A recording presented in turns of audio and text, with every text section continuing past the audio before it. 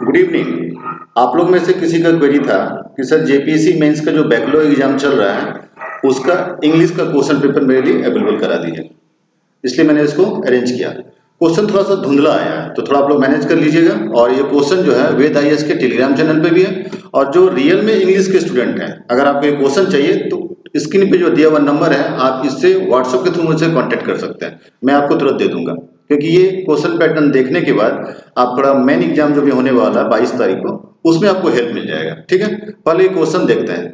जहां तक मैं क्वेश्चन को देखा हूं, क्योंकि मैं हिंदी लिटरेचर वाला हूं, तो क्वेश्चन मुझे लगता है इजी था, क्वेश्चन हार्ड नहीं था। 7 मार्क्स का क्वेश्चन जो रहेगा उसको आप कोशिश कीजिएगा 1 से सवा पेज में कंप्लीट करने का, और जो 10 मार्क्स का क्वेश्चन रहेगा उसको आप कोशिश कीजिएगा कि इसको आप 1.5 पेज या 2 पेज में पूरा कर लें। अगर आप इससे ज़्यादा पेज लिमिट पे जाइएगा तो आपका क्वेश्चन छूटने की भी संभावना है। तो ऐसा कभी नहीं कीजिएगा कि वर्ड लिमिट को बहुत क्रॉस कर दीजिएगा या 2.5 पेज 3 पेज 4 पेज लिखेंगे तो आपको उससे ज़्यादा नंबर मिलने वाला नहीं है। लेकिन हाँ, क्वेश्चन अगर छूटा तो बहुत दिक्कत होगा, इसलिए इस वर्ड लिमिट को ध्यान रखें। तो पहला क्वेश्चन है, देखिए, answer any 5 of the following, discuss the characteristics of old English, discuss grams law. ठीक है, दूसरा है use of standard English, what is the Indo European family of language, discuss the different branches, discuss Indo European verbal system, फिर है discuss the vocabulary of old English. यहां तक तो question मुझे ठीक है, इजी लगा यहाँ पे। अब इसके आगे क्वेश्चन देखते हैं, discuss any two of the following. Marks देखते जाइएगा, 5 गुना 10 है। एलोकेशन, ब्लैंक वेंस, हरिक। ठीक है, ये भी हरिक कपलेट का भी क्वेश्चन जो है वो इजी था आपका एक तरह से। अब तीसरा यहाँ देखिएगा, explain any two of the following thing, जब links, consonants and free words, ये भी इजी था। बाद में एक आपको ये पैराग्राफ दिया हुआ है कि पैसेज आपको सॉल्व करना, पैसेज देख लीजिए, 4 गुना 5 20 मार्क्स का है। तो स्वाभाविक बात है पैसेज आप लोग कर लेंगे क्योंकि आप लोग करते करते प्रैक्टिस हो गया होगा। और जो इंग्लिश लैंग्वेज वाले होंगे उनका अपना एक अलग इफिशियंसी बना हुआ होता है, तो वो जरूर कर लेंगे। तो उसी के आधार पे 5 क्वेश्चन दिया हुआ था तो हो जाएगा। ऐसे जहां तक मेरा अनुमान है ये इग्नू के बुक से लिया हुआ है, वैसे मैं कंफर्म नहीं हूँ क्योंकि न्यू वाले में चेंज हो गया है, लेकिन पुराना वाला इग्नू का बुक अगर आपके पास है तो ये वहीं से लिया हुआ क्वेश्चन है। जिस ठीक है, जैसे nirvana, Buddha's middle path, what are the eightfold path, ठीक है, what are the 4 noble truth and what are the Buddha's notion of good, ये पूरा मुझे कंफर्म है वहीं से लिया हुआ है। इसलिए जो लोग आप लोग अभी प्रिपरेशन कर रहे हैं वो इग्नू का बुकलेट निकाल लीजिएगा, eGyanKosh.com पे जाइएगा, वहां से आपको बुक मिल जाएगा, eGyanKosh.com। फिर यहाँ पे ग्रामर का कुछ क्वेश्चन है, to the direct any 5 of the following, the people will elect him president, इसको क्या करना है, पैसिव में चेंज करना है। 10 news is too good to be true, remove to.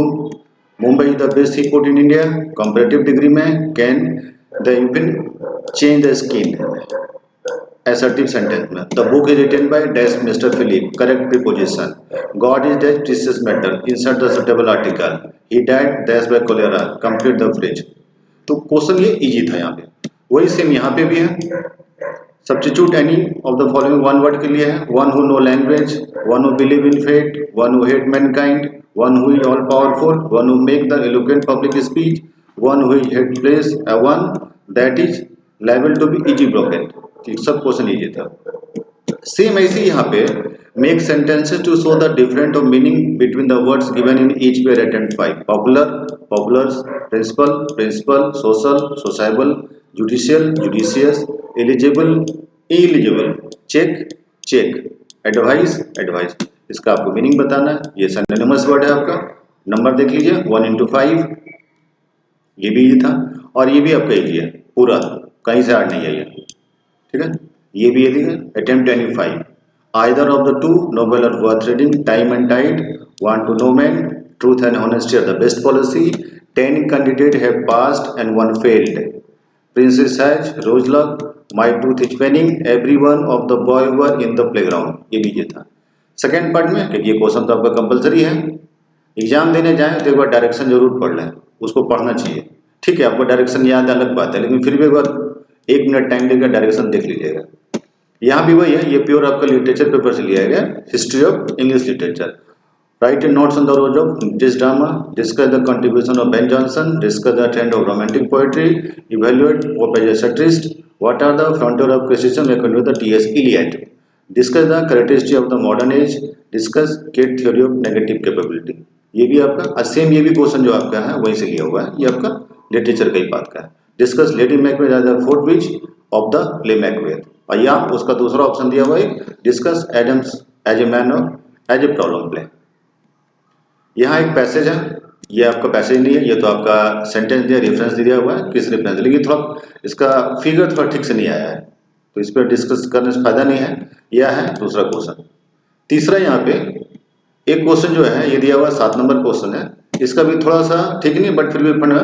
What are the sentence substitute by the little black boy और heaven of the freedom, ये है 12 नंबर का क्वेश्चन है। क्वेश्चन नंबर देखिएगा, इंग्लिश में मैं देखता हूँ कि बाकी अदर लैंग्वेज के रिस्पेक्ट में इसका मार्किंग अलग होता है, बाकी सबके मार्किंग एक जैसे होता है 10-10 नंबर के, लेकिन इसका है कहीं 12 दिया हुआ कहीं 8 दिया हुआ है।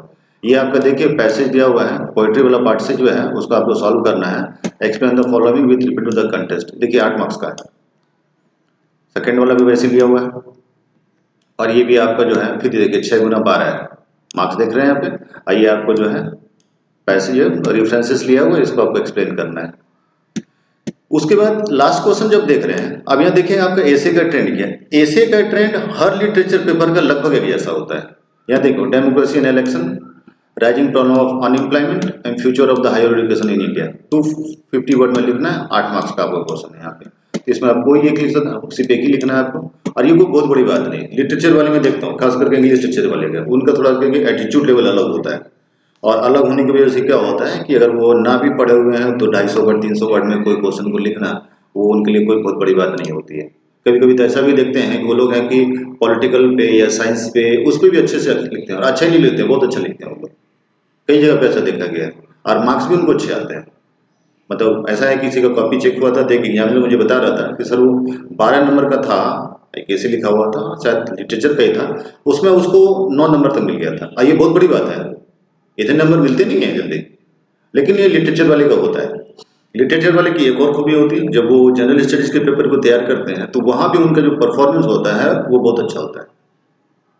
ये मतलब लिखने वाला जो होना चाहिए, इसके लिखने का वो होता है। तो मेरी ओर से आप लोग सभी जो इंग्लिश लिटरेचर वाले हैं उनको ढेर सारी शुभकामनाएं। आप आने वाले एग्जाम्स के लिए तैयारी करें। ये क्वेश्चन अगर आपको चाहिए तो आप स्क्रीन पे दिए हुए नंबर से मुझे कॉन्टेक्ट कीजिएगा, मैं ये क्वेश्चन आपको दे दूंगा। Okay, good day.